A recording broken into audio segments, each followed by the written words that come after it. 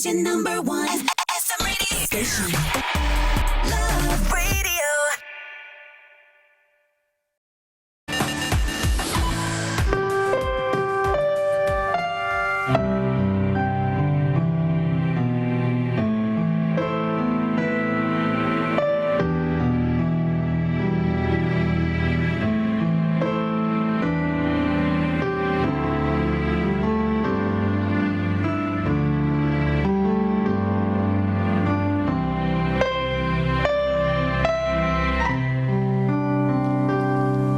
Wala po si Nicole Yala, kaya ako muna pansamantala ang magbabasa ng ating mahiwagang burnay. Ay, mali pala yung mic mo, tanghin. Ayan na. Ang kwento ng mahiwagang burnay. Pasok, Christopher. Ang mundo ay sadyang puno ng hiwaga. Wow. Parang kaboses ko si Inday Garutay. Parang binababoy. Oh. Umpisa pa lang, parang wala nang patutunguhan. Okay. Ang mundo ay sadyang puno ng hiwaga. Dahilan para masabi kong tila nanganganib ang mga taong kagaya ko na may espesyal na kakayahang makaramdam ng kakaibang nilalang. Itago niyo na lamang ako sa pangalang RJ. Bata pa lang ako, ay alam ko na sa sarili kong may kakaiba akong kakayahan o third eye. Ang pagkakaroon ng third eye ay kinatatakutan ng halos lahat ng tao sa mundo. Pinilit kong itago ang kakayahang ito sa takot ko ring katakutan ng ibang tao. Ngunit nang makapakinig ako ng mga kwentong kagaya nito sa mahiwagang burnay, naisip kong ilantad at ibahagi na rin ang aking karanasan. Teka, mukhang nakakatakot. Palitan natin ng ano. Okay. Background Bear with music. us. Inom muna kayo ng beer. Inhale, exhale muna kayo dyan. Music, prepare, ready, cue, and play. Sok. Play. Okay. Hirap na multitasking. Horror comedy. Nagsimula ang lahat nang lumipat ako sa bahay ng aking lola. Nag-iisa na lamang siya sa bahay kaya naisipan kong samahan siya paminsan-minsan. Malawak ang bahay ni lola na may 2 kwarto. Pero kahit malaki ito, sa sala pa rin kami natutulog ng lola ko. Kapag binuksan mo ang mga bintana, matatanaw mo agad ang napakalawak na bakanteng lote na punong-puno ng matatarik na ligaw na damo. Tuwing sasapit ang gabi, tahimik ang buong paligid. Sa ganitong panahon sila nagsisimulang magparamdam. Ramdam ko ang mga kaluskos na nagmumula sa 2 bakanteng kwarto. Sa una ay hindi ko pinapansin hanggang sa makumbinsi na lang ako na doon na nga sila namamalagi. Dahil sa mga ingay na aking naririnig, tila baga nakakalat sila sa bahaging ito ng bahay ni Lola. Binabagsak nila ang mga papatong-patong na kahon. Ginagaya nila ang mga boses ng ilang favorite kong cartoon characters. Ngunit pagsapit ng umaga, mapapansin mong malinis na malinis ang buong kwarto.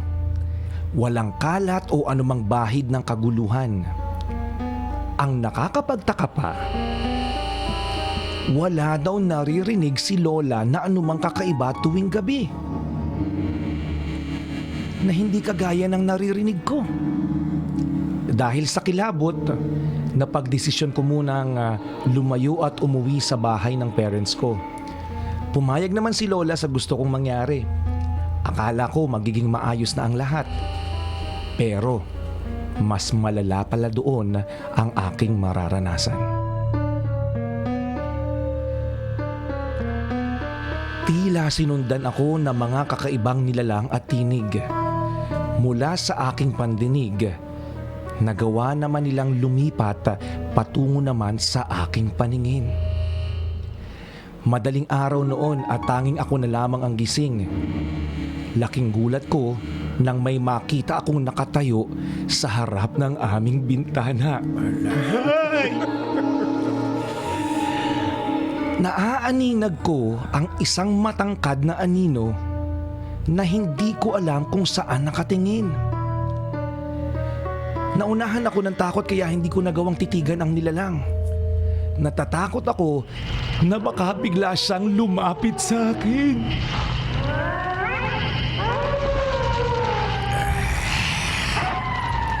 Kinaumagahan, nagising ako sa ingay ng boses ng kapatid kong nagkukwento. May nakita daw siyang anino ng isang malaking nilalang. Nakatitiyak akong may kinalaman ito sa nakita ko nung madaling araw. Makalipas ang ilang araw, dumalaw si Lola para yayain na akong muling tumira sa kanyang bahay. Wala na akong balak na bumalik pa roon. Pero napilitan din ako dahil sa pakiusap ng aking mga magulang.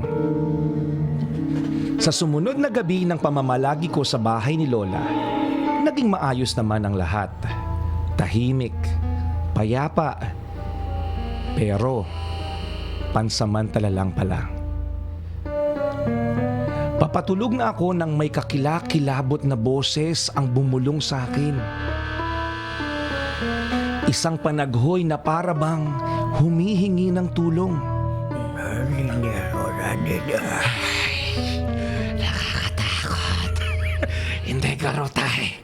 Umalis ka sa katawang lupa ni Christopher.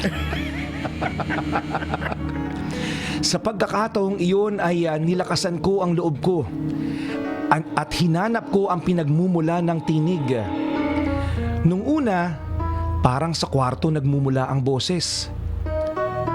Pagbukas ko ng pinto ay bigla na lamang akong nanahimik. Maya-maya ay may nag-ingay na naman sa banyo. Pero nang puntahan ko ito, ay naglaho muli ang kakaibang tinig. Nalibot ko na ang buong bahay kakahanap ng kakaibang boses, pero sa huli, napagtanto kong parang pinaglalaruan na lamang ako. Ang pinakamasaklap pa, nasundan pa ako ng tinig na ito hanggang sa aking eskwelahan.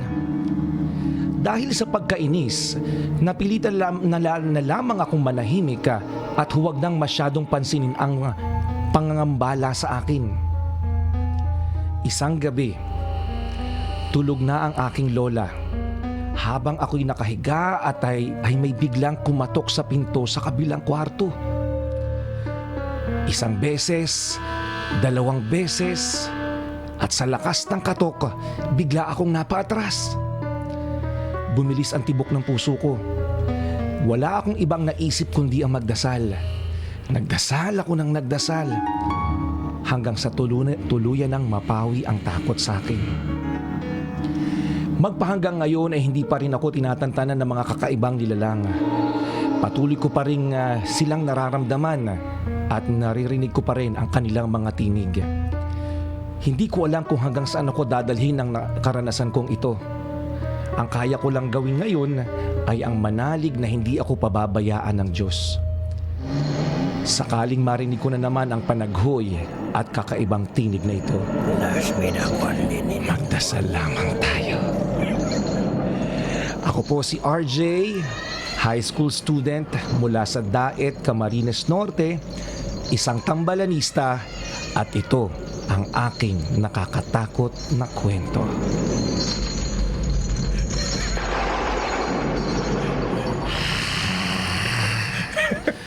Natakot ako sa baho ng hininga ko. Pasensya ka na, Jay. Nakakabaho mo na ng hininga. Parang hindi nagkakatakot. Pasensya ka na, RJ. Parang comedy yung kinalabasan. Grabe naman ni Tay. Ayoko magkaroon ng third eye eh. Ikaw ba naka-experience ka na ng mga ganun? Parang ikaw lang yung nakakakita o nakakarinig, pero yung ibang mga kasama mo wala naman. Actually, sa edad kong ito, wala akong balak. Baka pumanaw ako bigla. Hindi, sa totoo naman may mga iba't ibang klase naman talaga ng mga ghost na nagpaparamdam. Meron tayong parang ginagaya tayo, yung tinatawag natin mga doppelganger. Tama. Ito naman yung medyo kumakalabog yung mga mga tawag dito, poltergeist. Oo. Ito yung mga physical na nag-create ng violence. So, ito yung medyo nakakatakot. Kagaya nung na-experience ni RJ, di ba, na parang nadidinig niya na may nagkakalabugan doon sa loob ng kwarto. Yung gamit. Karton, pero nung binuksan niya the following day, wala naman, ayos na ayos pa rin yung mga gamit sa loob ng kwarto. Oo. May na-experience din ako ganyan, tanghenyo dati. Natutulog kami ng tatay ko. Nanay ko wala din namin kasama that time kasi OFW yung nanay ko. So, yung tatay ko at saka ako magkasama kami sa loob ng kwarto. Hindi kami makatulog kasi may kakaibang nasa taas kami tapos sa baba nung ang sa probinsya di ba ang mga sahig noon mga mga kahoy-kahoy lang hindi naman bibihira yung concrete na na sahig. So pwede mong talagang makita at marinig ng maliwanag kung ano nangyayari sa silong kung tawagin. Silong kung tawagin. So sabi ko tay may ingay na nangyayari sa galing sa ilalim sa baba sa nakatira sa bahay namin. So hindi kami makatulog. Ako natatakot na ako. Pero yung tatay ko, huwag kang matakot. Silipin natin para malaman natin kung ano yung tunay na nangyayari. Nung sinilip namin na tanghenyo, yung mga pagitan ng sahig, para makita kung ano yung nangyayari sa silong. May ginagawa pala yung mag-asawa. Sabi ko nga, nakakita ng puwet. Sabi, anak, nakita ko yung puwet ng nakatira sa ilalim ng bahay natin. Yung aswang. Nag-aswangan sila. Siyempre, hindi ko nakita, di ba? Hindi ako hinayaan ng tatay ko na sumilip doon sa Kasi alam na ng tatay mo. Ikaw lang nagkakarinig ng natatakot. Yung tatay mo, alam. Nag-i-enjoy. Saka ko lang napagtanto nung malaki na ako. May makakaibang aswangan pala nangyayari sa ilalim ng bahay namin.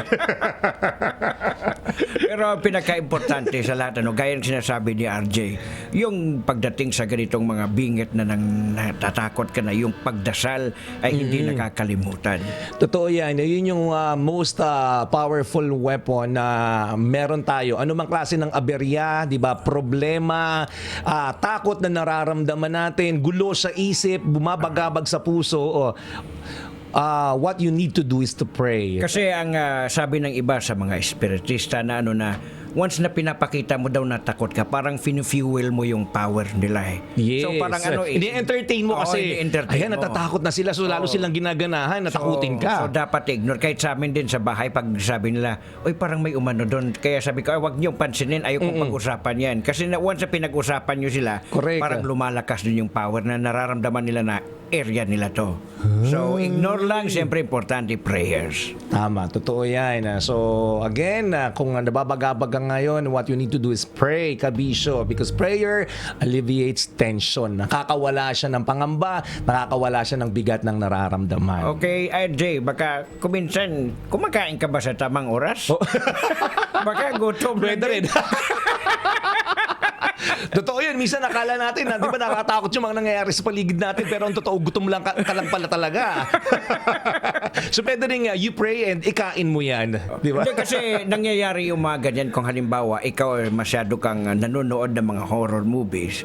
Yung mga So parang ikaw, meron ka ng standard sa sarili mo. Parang nagkikreate ka ng image na halimbawa, nakakita ka ng anino. Kasi siya may figure ka na sa utak mo na ito yung monster. So parang nakita mo, normal pala na anino ng tao na umiihi. Nakita mo, biglang sinabi mo na, uy, para ulo ng kabayo. May mga ganong pangyayari. Sa bahay nga, minsan feeling ko namamalik mata ako kasi yung bahay, yung unit ko sa Mandaluyong, puro glass. So, pag natutulog ako, tapos konting galaw ko lang, feeling ko, may tao sa gilid ko. Yung pala, anino ko lang, reflection ko lang. Yan kasi mahilig ka manood ng horror. Usually kung minsan napapanood natin, nag-historian sa mga brains natin, sa utak Correct. natin. Nag-create tayo ng picture sa isip so may natin. image na tayo doon naka-default na. Natakot ka sa sarili mong anino. Natakot sa sariling reflection. Ang alam mo, sumusunod sa akin yung pala reflection ko lang. So posibleng ano lang din yan, gutom lang din, di ba? Ikain mo kaya, baka sakaling matanggal kung ano man yung bumabagabag sa isip mo. Pero hindi naman natin inaano na may mga tao talaga na tinatawag nating third eye, yung nakikita. Na kagaya, siguro isa sa kasamahan natin dito si Laika. Oo. Ayun, nakakita din yun. Totoo, di ba pag nagkwento po sa amin dito si Laika Barista na sinasabing may third eye, talaga kami ayaw na namin mapapakinggan kung ano man yung susunod niyang kwento. Kasi sinasabi niya, alam mo may nakita ko sa may pintuan natin sa pintuan ng booth natin, huwag ka munang dumaan kasi nakatayo pa siya dyan. So syempre sino maglalakas ng loob na dumaan sa pintong yun, di ba kung sinabi niya may nakatayong hindi natin nakikita. Totoo yan. So kung mayroon kang third eye, so sana gamitin mo ito sa sa pakinabang na paraan. Tama. Di ba? Yung mga nanay sabi nga sila daw may third eye sa bahay. Di ba? Yung mga nanay may third eye sila. Kasi yung panganay na anak, yung pangalawang anak, yung bunsong anak, hindi nakikita yung mga gusto nyo nanay lang. Ay, nako, talaga naman. So, yun lamang mga kaibigan. Pray kung nababagabag ka ngayon, nakakakita ka rin ng hindi ka aya-ayang nilalang dyan sa lugar ninyo. What you need to do is pray. Ayan, yan yung pagdadasal pinaka-importante, nakakaramdam ka ng takot, paghihina, at parang troubled ka. Yun, yung prayer ang pinaka-importante sa lahat. Tama. Ayan, maraming salamat sa you, RJ, for sharing your stories with us or your story with us. Kung kayo din mga kabisyo may ganyang klase ng kwento, nakakatakot, o di kaya naman ibang klase ng kwento, pwedeng nakakakilig, pwedeng nakakatuwa, pwede rin nakakaiyak, i-share nyo po sa amin. Email nyo lamang Again, email, send your stories sa mahiwagangburnaystory@gmail.com. Teka, hindi ako sure. Araw-araw akong binabagit sure. Tama, mahiwagangburnaystory@gmail.com. Malay mo, yan ang kwento mo, ang ating pag-uusapan sa mga susunod na araw. Yan. Si Nicole Liala po, sumakit po kasi yung tiyan, sinumpong na naman ng ng diarrhea, kumain po kasi ng panis kagabi. Akala niya kakayanin niya ngayon, hindi naman pala. Inabutan. Yun, hanggang alas 11 tayo patuloy na magkakasama-sama dito sa Metro Manila. Ako po si Chris Chupera sa ngalan ni Nicole Liala. Makakalimutan mo na yung pangalan. May Maraming salamat sa iyo. Tangyan nyo at manatili nakatutok dito lang sa istasyong Bawal ang Hate. Dapat love lang. Ang programang walang problema. Hey,